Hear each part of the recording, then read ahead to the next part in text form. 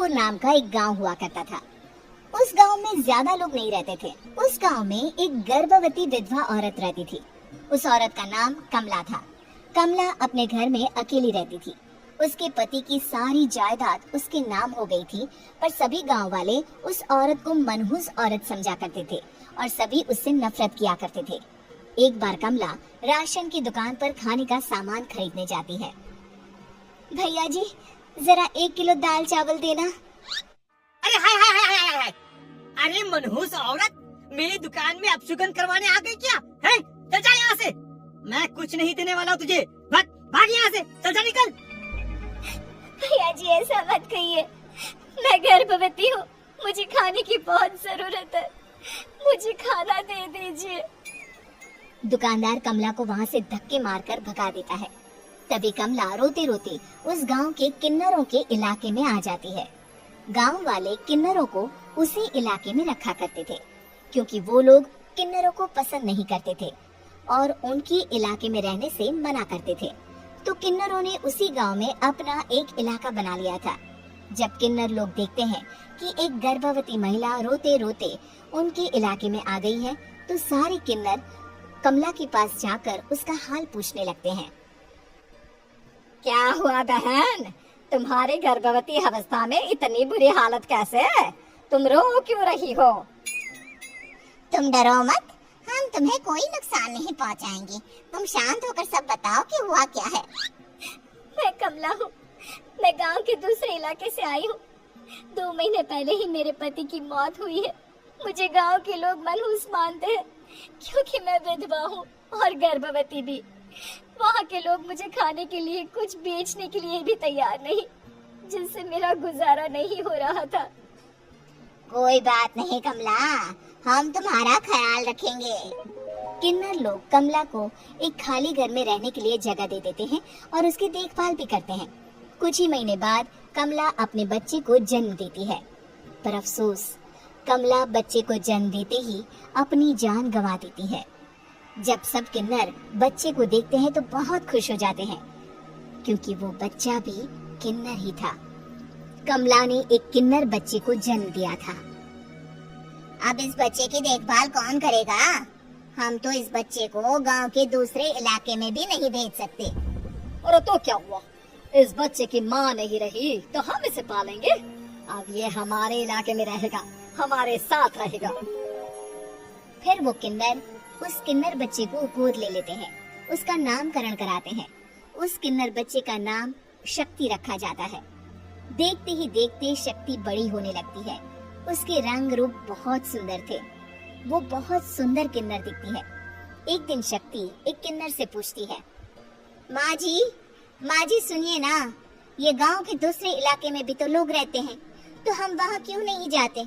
हम उनसे अलग क्यों रहते हैं? शक्ति, क्योंकि वो लोग हमारे जैसे नहीं, वो लोग हमें पसंद नहीं करते, इसीलिए हम उनसे अलग रहते हैं। क्यों? वो हमें क्यों पसंद नहीं करते? मुझे एक बार उस इलाके में जाना है, मैं एक बार वहाँ जाकर घूम कर आऊँ। शक्ति, खबरदार, जो तू उस इलाके में कभी भी गई तो अपनी जान नहीं गंवाना चाहती तो उस इलाके में कभी कदम भी नहीं रखेगी, समझी? इतना कहकर वो किन्नर वहाँ से चली जाती है। शक्ति उस किन्नर की बात सुनकर बहुत रोती है। माँ जी ऐसा कैसे कह सकती है? उन्होंने इतनी सी बात के लिए मुझे इतना डांटा। अब तो मैं उस इलाके में जरूर जाऊंगी। फिर एक दिन शक्ति गांव के दूसरे इलाके में चुपके से जाती है। ये लोग तो हमारे जैसे ही इंसान हैं, तो ये हमसे नफरत क्यों करते हैं? जब शक्ति उस इलाके में पहुंचती है तो गांव के सारे आदमी उसके रूप से मोहित हो जाते हैं। वो लोग ये अंदाजा नहीं लगा पाते कि वो किन्नर है। शक्ति की सुंदरता देखकर सारे गांव वाले उसकी तारीफ करने लगते हैं। तभी गांव का चक्कर लगाने गांव के जमींदार का बेटा हर्ष वहां पहुंचता है। हर्ष भी दिखने में बहुत सुंदर होता है। जब हर्ष ने शक्ति को देखा तो वो भी उससे मोहित हो गया, और जब शक्ति की नजर हर्ष पर पड़ी तो वो हर्ष को देखकर मोहित हो गई। आपको पहले कभी इस गांव में देखा नहीं। इस गांव में आप नए हैं क्या? जी नहीं, वो मैं बस। तभी शक्ति बोलते बोलते रुक जाती है और मन में सोचने लगती है, अगर मैंने इनको बता दिया कि मैं दूसरे इलाके से आई हूँ तो वो समझ जाएंगे कि मैं किन्नर हूँ, इसलिए मुझे इनसे झूठ ही बोलना पड़ेगा। शक्ति हर्ष को कहती है, जी हाँ, मैं इस गांव में नई आई हूँ, यहाँ अकेली रहती हूँ। वैसे आप कौन है? आप भी इसी गांव में रहते हैं? जी हाँ, मैं इस गांव के जमींदार का बेटा हूँ। आपको किसी भी चीज की जरूरत पड़े तो आप मुझे बता देना, मुझे अच्छा लगेगा।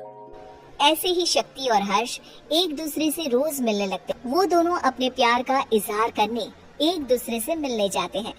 तभी शक्ति का पीछा करते करते एक किन्नर वहाँ आ जाती है।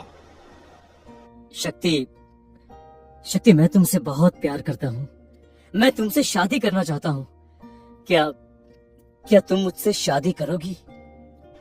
हाँ हर्ष, मैं तुमसे शादी करूंगी, पर मैं तुमको अपने बारे में एक सच्चाई बताना चाहती हूँ जो मैंने तुमसे छुपा कर रखी है। तभी उनके बीच में ही वो किन्नर आ जाती है। शक्ति, तेरी हिम्मत कैसे हुई ऐसा करने की? वो किन्नर शक्ति को खींचकर गांव के जमींदार के पास ले जाती है। हर्ष भी वहाँ शक्ति को बचाने के लिए पहुँच जाता है। जमींदार शक्ति और हर्ष के प्यार के बारे में सुनकर गुस्से में आ जाता है और शक्ति को गांव के बाहर निकालने की सजा देता है। शक्ति ये बात सहन नहीं कर पाती और कुएं में कूदकर अपनी जान दे देती है। जमींदार हर्ष की शादी गांव की एक लड़की से करवा देता है, पर हर्ष इस शादी से खुश नहीं होता। शक्ति अपना बदला लेने के लिए मरने के बाद किन्नर चुड़ैल बन जाती है। अब मैं इन गाँव वालों को नहीं छोड़ूंगी, अब इनसे मैं अपने प्यार का बदला लूंगी। किन्नर चुड़ैल गांव वालों को परेशान करना शुरू कर देती है। एक बार वो रात को गांव के खेतों में पहुंच जाती है और वहां आग लगा देती है। सारी फसल जल के राख हो जाती है। जब एक आदमी रात को उठकर देखता है कि खेत में आग लग गई है तो वो वहां पहुंच जाता है। वो देखता है कि खेतों के बीचों बीच एक किन्नर चुड़ैल खड़ी है और वहां खड़े होकर ताली बजा रही है। गांव वाला किन्नर चुड़ैल को देखकर बेहोश हो जाता है।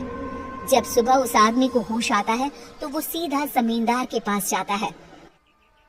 अरे जमींदार साहब, अरे वो किन्नर चुड़ैल ने मेरी सारी फसल जला दी। अब मैं क्या करूँगा, क्या होगा मेरा? जमींदार चुड़ैल किन्नर का नाम सुनते ही सब कुछ समझ जाता है। अब वो बहुत डर जाता है। उसी रात को जब जमींदार डर के मारे अपने कमरे में सो नहीं पाता, तभी वहाँ अचानक से किन्नर चुड़ैल आ जाती है। किन्नर चुड़ैल जोर जोर से जमींदार के आगे खड़ी होकर हंसने लगती है और ताली बजाने लगती है।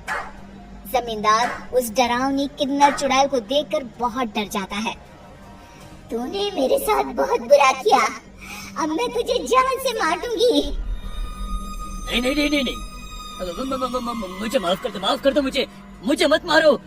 मैं कभी ऐसा दोबारा नहीं करूँगा। अब तुम जो बोलोगी वही मैं करूँगा। ठीक है, मैं चाहती हूँ कि किन्नर इलाका गांव के इलाके से जुड़े और गांव का कोई भी आदमी किन्नर समाज से द्वेष ना करे, उससे नफरत ना करे, नहीं तो मैं सारे गांव को मार दूंगी। और तुम गांव में एक नया कानून बनाओ कि अगर किसी ने भी किन्नर समाज को हानि पहुंचाने की कोशिश भी करी या इनसे भेदभाव करने की भी कोशिश करी तो उनको कड़ी से कड़ी सजा मिलेगी।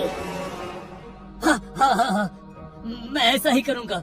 तुम जो बोलोगी वो मैं करूँगा, पर मुझे जाने दो प्लीज। तब वो किन्नर चुड़ैल वहाँ से चली जाती है। गांव का जमींदार किन्नर चुड़ैल का कहा मानते हुए दोनों इलाकों को एक कर देता है और नया कानून भी लागू कर देता है। तब से वहाँ किन्नर समाज और बाकी गांव वाले